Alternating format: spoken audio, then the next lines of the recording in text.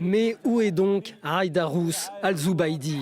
Le chef des séparatistes du sud du Yémen, le STC, était attendu à Riyad ce mercredi pour des discussions de paix, mais il n'a jamais pris son avion. Dans un communiqué, le Conseil présidentiel du Yémen déclare qu'Haïdarous al-Zubaidi est en fuite vers un lieu inconnu et qu'il a été exclu de ce conseil pour haute trahison. Dans la nuit, la région d'Aden, tenue par les séparatistes du Sud, a été bombardée par l'Arabie saoudite, faisant plusieurs morts. Les Saoudiens et le Conseil présidentiel yéménite visaient des camions qui transportaient, selon eux, des armes des séparatistes à destination du fief de leur chef, la ville d'Adadi, au nord d'Aden.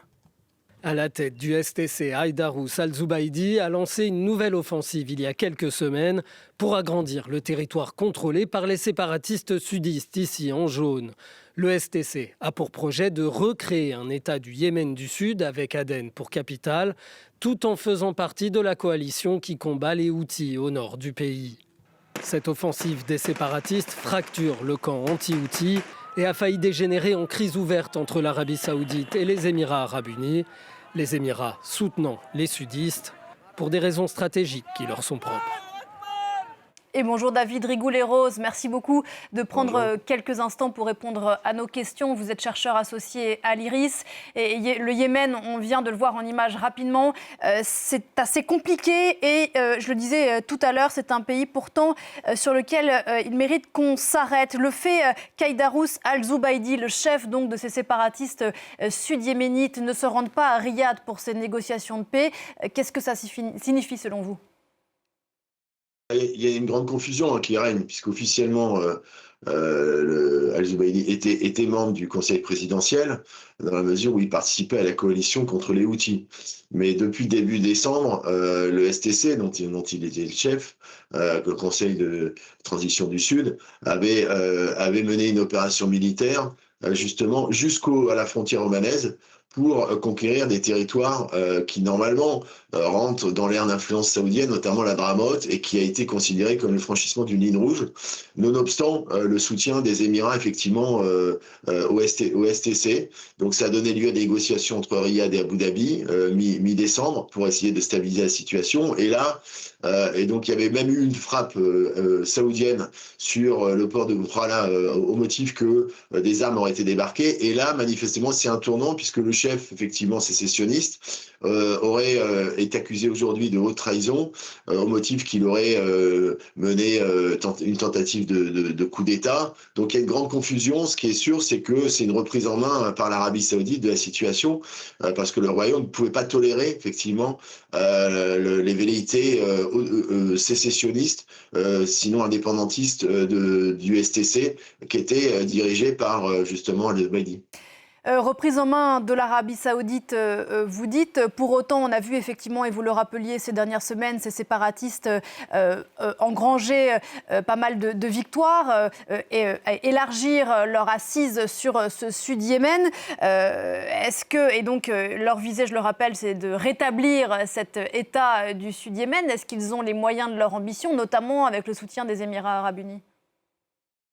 C'était ce qui a initié leur offensive, hein, puisqu'ils sont partis effectivement du sud-ouest, la région d'Aden, qui est le fief, et puis les opérations militaires sont allées très vite.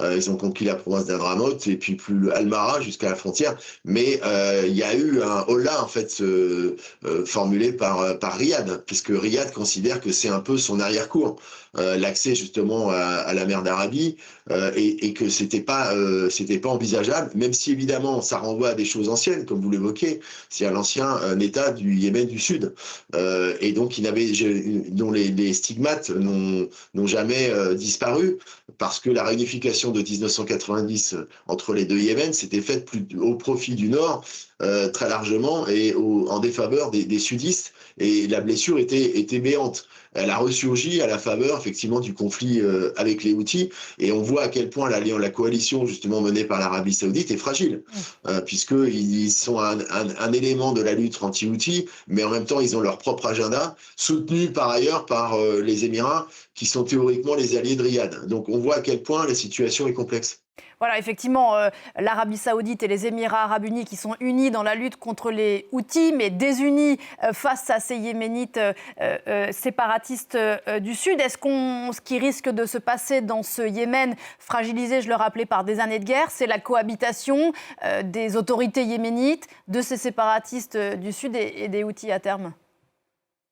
Ouais, sur le fond, ça renvoie finalement à ce qui avait suivi la chute de l'ancien président Saleh, c'est-à-dire la réforme constitutionnelle.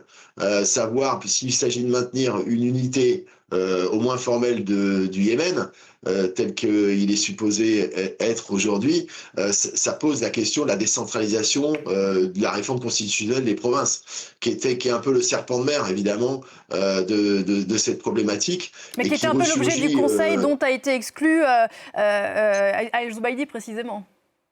Oui, les négociations portaient en partie sur justement les possibilités de trouver un aggiornamento pour éviter une logique sécessionniste, tout en maintenant une cohésion qui aujourd'hui effectivement éclate publiquement. Donc c'est extrêmement difficile, c'est sur une ligne de crête, mais ce qui est sûr, c'est que l'Arabie Saoudite ne peut pas tolérer effectivement que ses intérêts soient lésés, et elle considère, à tort ou à raison, qu'une réunification du Sud sous la houlette du STC constitue une ligne rouge.